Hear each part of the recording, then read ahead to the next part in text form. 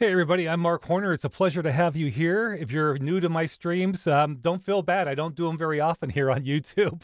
Hopefully more in the future. The good news is this is going so far really well because Christian Sasse and Jack Molan, who are wonderful bald eagle photographers, among many other things, are not just in Dutch Harbor, not simply sitting at a coffee shop relying on a robust nearby Wi-Fi signal in this extremely remote location.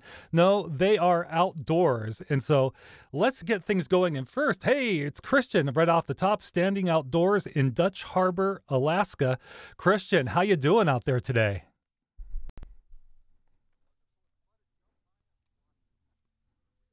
Here's my Am I there? Hey, there's that Jack. Yeah, just come on. good There's Jack. afternoon. There's Jack. Good to see y'all. Wonderful. Good to meet. Wonderful. So you guys just got there yet? Oh, Yeah, there we go.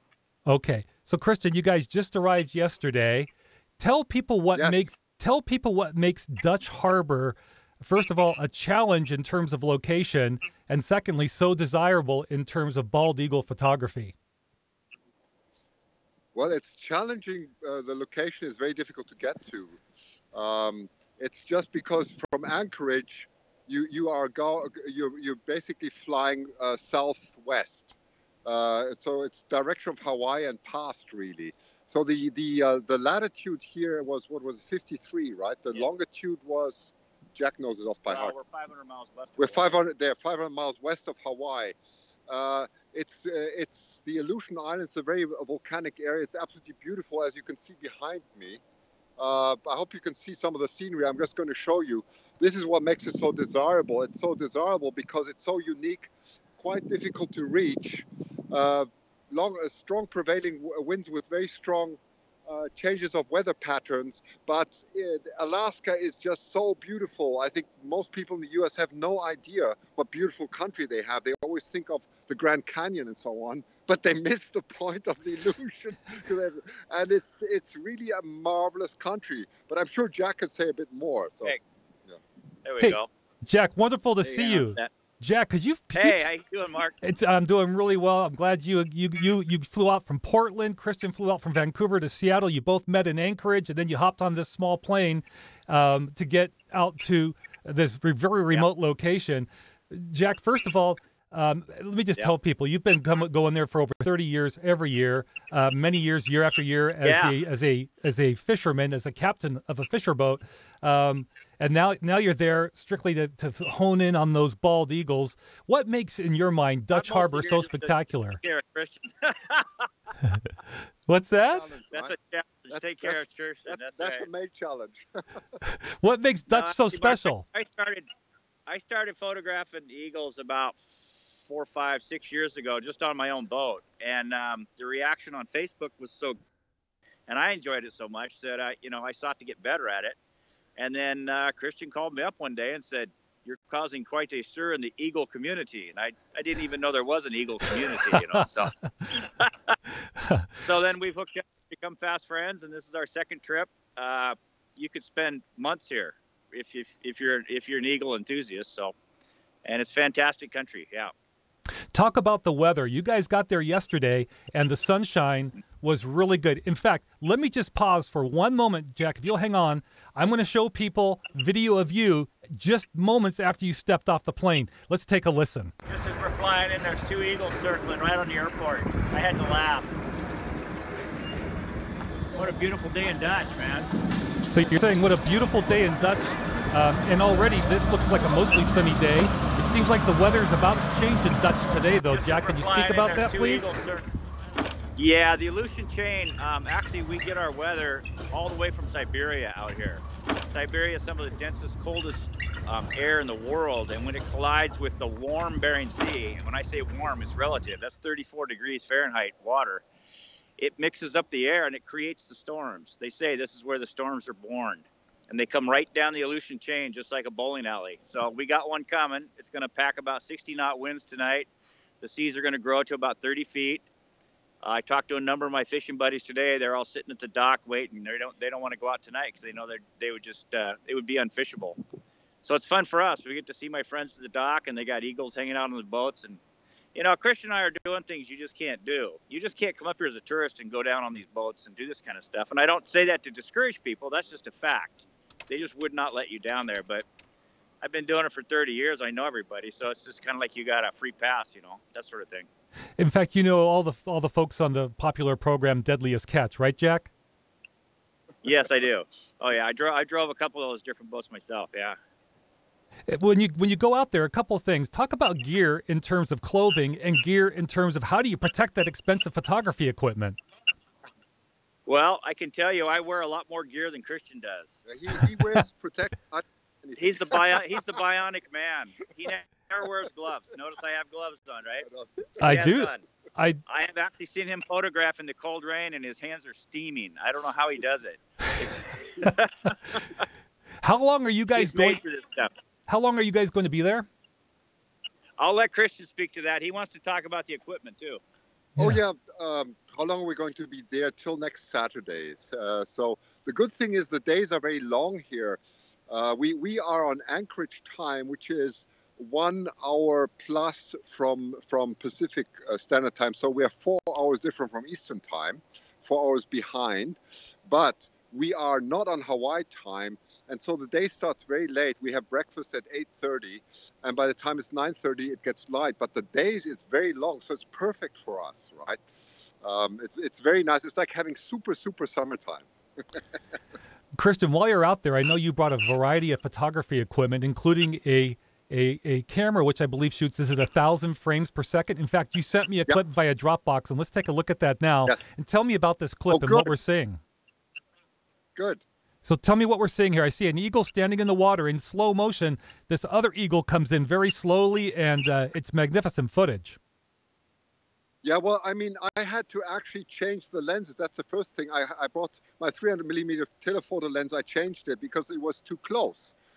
So that's my first remark. So I put a 105 on. So the purpose of this is we can get fairly close to the eagles in water, 30 to 50 feet, and I wanted it. So we are standing upwind, so it comes directly into the wind, right? Mm-hmm. Into the camera. Yeah, into the camera. That's the whole idea. So we pay a lot of attention to the wind, and the idea is really to see the feather structure. That's what I'm going to concentrate on, taking different angles. From tomorrow on, that's going to be the main thing. The other main thing that is different, I'm not here really for photography. I've got so many beautiful, I can take pictures of eagles standing 10 feet away. That's not the purpose for me. The other one is a 4K documentation, which we're doing at the moment with videos with different directions, and we're doing live documentation too. So that's the difference now. So the focus remains on bald eagles. Christian, talk, if you would, about the unique environment. First of all, from just the lay of the land. No trees. They nest on the cliff sides. Is that right, these bald eagles? Well, that's completely correct. I just have to laugh because Jack was once asked. He showed the barren land here, and the amazing thing is, it's not only that. It's not only the barren land. There are basically no trees, but it's not like it's deforested here. They simply don't grow here. Okay, it's not because the trees are dying. It's all barren.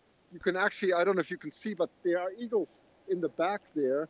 They're very difficult to recognize against the, against the sort of grayish mountainside. But above me, I see lots of eagles flying, and there is actually a bunker from the Second World War. I think Jack can comment much more on that.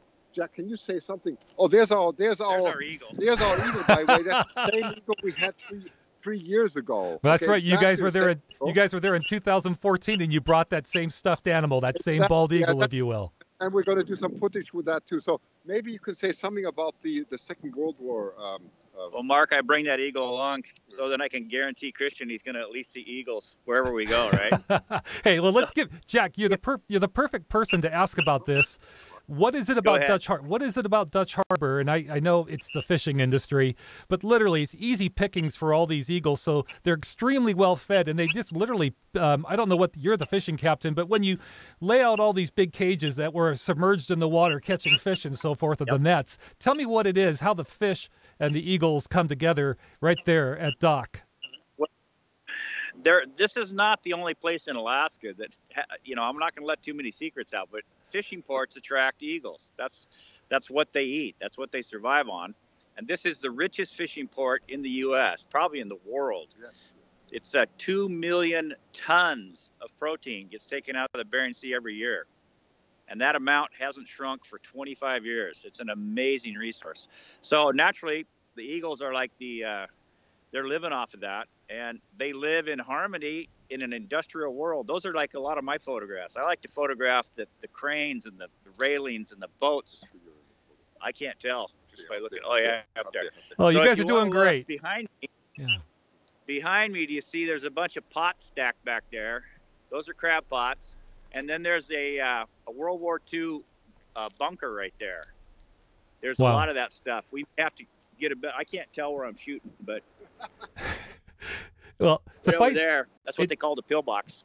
Well, it's the convergence of several very cool elements. Jack, talk about what it was like for you to shoot on a fishing boat as a captain, where you could literally, I suppose, even in some really cool lighting situations, as the captain, you had the power to say, hey, we're going to turn the boat a certain way to catch the evening light and so forth.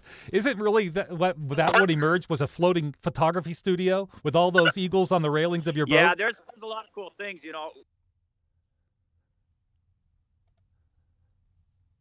Oh, let's hope Jack comes back. Deck. Here you're back now. They're not done. Okay, sorry. Yeah, fishing boats are wonderful attractors of eagles because all the chunks of fish are coming in that get broken up in the net or that have fallen on the deck. The eagles know that. So you know you've got a natural thing that attracts the eagles. Then you can just turn it. You can just turn the boat to get better light. I didn't do that every time. I didn't have to, but it was definitely a kind of a unique thing. You know, you could move the stage. How many lenses did you bring, Jack? You know, between our last trip, when Christian and I were here before, we figured out he was blown away. He said, I could have brought a wide angle lens to shoot these things. He had an 800 he didn't even hardly pull out of the bag because they're just right there in front of you. I mean, these are not tame animals. They are wild. And they call the shots, how close you're going to get. But they're so used to being around people that they'll let you walk up within a few meters. Easy. I mean, we've done that twice already. I mean, many times in the last 2 days. So I have a 300 fix that I rented. If anybody ever wants to go shoot eagles for fun, just rent a lens. I mean, for a few $100, you can try out a fantastic lens. That's what I did this trip. Having looked at your video and photos in 2014 when the two of you went to Dutch Harbor, I kind of made the analogy to the sheer numbers and nearness of seagulls that we would experience here, say, in the Seattle area. Up there in Dutch, the eagles are as close as seagulls down here, and they don't seem to be, you know, terribly shy. They're used to that nearby human interaction there in Dutch Harbor. Yeah, there's probably some analogies to that. I think eagles are more individualistic. They tend to be, they all look a little different and they all act a little different. When you get around them, they definitely have personalities.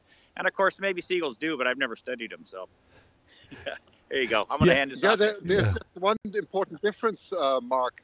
If you go to the Seattle area or the Vancouver area, you will see gulls, a lot of gulls. Here, it's ravens and eagles. And these ravens are huge. They are absolutely huge. Not only what's interesting about the ravens here, but the moment they are so smart, the moment you turn on the camera on them, they disappear. It's so difficult to photograph ravens. I did manage, but I was going to try and video a few ravens, but they watch you like crazy and they disappear immediately the moment you turn the camera on. It's really remarkable. Yeah, the only reason I used the seagull comparison was just in terms of just the sheer numbers and how nearby they are. Nothing behaviorally, really. But Christian, talk about just how careful you have to be with that camera equipment. In 2014, you stepped away from the tripod and you posed with Jack from about 20 meters away, and then the wind kicked up and your tripod went sideways, right? Yeah, I learned a lesson there. You have to be, Mark, you're absolutely right. You have to be extremely careful. If the wind picks up, I'm going to do the low profile. So you spread the tripod legs very low on the ground, right? So it doesn't blow away. It's a lesson learned. You rather lie on the ground. I've got Got also very thick jersey. I've got a second pair of skiing trousers that I put on so I can lie on the ground in bad weather. It's coming. It's coming. It's only a few hours away, and that's the type of shots I'm waiting for. Extreme wind conditions, very harsh wind conditions, because they're very special. But you're absolutely right. You have to work very different with the microphone, with everything you do. So it's interesting. Yes. Christian, do you have time for a few questions and comments from the chat? Yeah, go ahead. Okay, I know somebody made the comment that, Christian, you're not wearing a hat. Yeah, because I don't know why my ears are, I don't know what it is. Okay. Yes, you're right. That's all I can say. There's been more than one comment, Christian, about your playfulness. They love your playfulness. They enjoy seeing you have a good time with Jack in Dutch Harbor. And thank you. Okay. A few shout outs to Jack, including from Scotty Carlin, says, hi, Jack. Dana Still says, hi, Christian. A lot of people, it seems, tuning in now, and some of your regulars. Speaking of your regulars and those people who may not be familiar with your work, for both of you, in the description of this video, I've put links to both of your YouTube pages, your Facebook pages, put a link to one of Jack's books, and yes. Christian, your Sassy Photo Smug Mug photography site. So if you want to find more on both Christian and Jack, be sure to visit those sites that are in the description below this video. And Christian, if people want to follow along, both you and Jack, will each of you be sharing on social media while you're still in Dutch Harbor? Well, we're going to do our own broadcast, so I can say I'm going to do something on Sasse Photo maybe today. I'm not sure, because Jack and I still want to do a lot. So we're trying to accomplish a lot, but definitely tomorrow. Okay, so I will do some YouTube videos for sure. Maybe inside, where it's a little bit, if the wind really picks up and the weather gets bad, we won't do it outside. We'll do it from inside. But we're very, very happy to talk to people, to show everything, and make sure that it's an experience for everybody. Well, that's fantastic. Well, before you guys take off and burn all your data that you have available to you for these... Oh, that's okay. I have 20 gigabytes. Oh, right on. Well, any parting thoughts for both you and Jack before we sign off? Wait, any thoughts, parting thoughts from you? Oh, parting thoughts. We're pretty lucky to be able to do this, to tell you the truth. I mean, we really are. And I really got to emphasize, you can't just come do this stuff. It's almost like people, first of all, I can't show you, but we got 18-wheeler trucks rolling by and, industrial rigs, and people look at us like we're crazy. They look at us like, what are those two doing? And yet I've been here so long, I can just laugh at them like, yeah, I know. This is how it is. But tourism is at its infancy out here, and I don't know if it'll ever grow because it's such a remote and just a rugged place, but it's pretty cool. I have to ask, Jack, that's a wonderful, you framed it very nicely, but why can't you show us the trucks? Is it just because of the camera angle, or is it because there's something going on that we're not supposed to see? I don't know how to work the gimbal. Yeah, that's the truth. That's the truth. There's the truck. Okay, I'm going to turn it now. Hang on, Mark. I'm going to turn it. I see it, Christian. There's the truck. There it is. You can see all the containers behind it. That's just one piece of flat ground. Right. Now, I noticed that, Dutch, beside the water on one side or in the area, you have those high peaks, and they're not too far away. I seem to recall in 2014, you actually went up some of the mountainsides. Are you going to do that again this year? Oh, yes, absolutely. We're going to go. I mean, Dutch Harbor is not very large, really. So we're going the 18-wheelers, Mark. Yeah, they're the 18-wheelers. They come with their huge they splash us with mud. Shipping containers and so on. They're there. You can see that. And Christian, but yes, absolutely, we're going to go there in all the different areas, and we're going to bring a lot of incredible media back. So yes, absolutely. So much to look forward to. And Christian, you said there's an advantage because you're there about 2 weeks earlier this time, as opposed to when you went in 2014, which was early March. Now you're in late February. What's the big advantage to being there now? The big advantage is the number of the eagle population is maximum at the moment. For whatever reason, it is like that. And would you say there are thousands of bald eagles right there in Dutch Harbor? I don't know how many thousands, but it's difficult to a number on. I can only tell you if we do, if we if we see if there's some fish out there and how many go there, we can start counting. But it's very difficult to do that, you know, because they can sit on the mountainside. There's so much you cannot see, so I cannot put a number on it. It's difficult. So Osprey but they're huge, Mark. Oh. These eagles are huge, huge, huge. I mean, they're enormous. That's what I can tell you. That's because they don't have to go far to get fed. And when they do go to get fed, there's just an abundance. So I think that you guys spoke about that on your show, Sasse Photo, the YouTube channel that you have, Christian, just 2 days ago, right? You talked about that they do seem a bit larger, I think Jack had said, in Dutch because of all that food, that very good food, that substance that's so nearby. Yeah, right. I think, Mark, my battery is going to go flat any moment. Okay, so so I'll have to slowly sign off. Okay? And I will pass along a message that Osprey Mama says, Mark, can you say hi to Jack and Christian? So hi from Osprey Mama to both Jack and Christian. Hi, you can. All right, guys. Well, it's been a blast. Thank you so much for joining. I'm going to continue this live stream to Mark. Say goodbye to the audience. Mark, you guys you did a brilliant job. We're such good friends with Mark. It's great. Thank you so much. It's been awesome getting to know you guys over the years. And this is phenomenal that you can have such a good signal from all the way out there west of Hawaii up in the Bering Sea, if you will, across the globe in such a remote area. And we can see you. Take care, Christian. Beautiful. Thank you. Okay, fine. Bye. All right. Bye-bye. Wow. Wasn't that just fantastic to see both Christian and Jack on what is their first full day in Dutch Harbor, Alaska, where they both come together for their sense of adventure, their appreciation for wildlife, nature, and specifically, in this case, once again, the bald eagle. And there are so many bald eagles there, and they've got a variety of cameras and lenses. And Dana says, I love the 90-second show. Well, thank you very much, Dana. It's very nice to have you here. I'm glad you finally found us. I tried to send you a link. I'm sorry you had some difficulty landing on this live stream, but you could always go back and watch the live stream, the replay. And speaking of this broadcast, if you like this kind of content, please do subscribe. It'd be fantastic to have you join along for the ride as a subscriber. And I really would like to do more of these live streams in the future. It's just a balance of a full-time job and a long commute to that job and back during the week. But maybe we can do one of these a week. Perhaps we can start looking into that and bringing you some quality content rather. And what I just thought was phenomenal in this particular case was that in 2014, we just couldn't have done that. The cell service in Dutch Harbor, as explained to me by Jack and Christian, just wouldn't have been robust enough for us to do that. And what a time we live in, where right there in the palm of their hand, they have that camera, our phones, right? Our smartphones. And there they are so many miles away. I mean, they traveled all day yesterday. Jack from Portland and Christian from Vancouver to Seattle, both of them ending up in Anchorage and getting on a plane together. And let's go ahead and just take a look. Do I have a PayPal? Osprey says, if you go to the video description at the very bottom, I think you'll see a link for donate, and it's my paypal.me.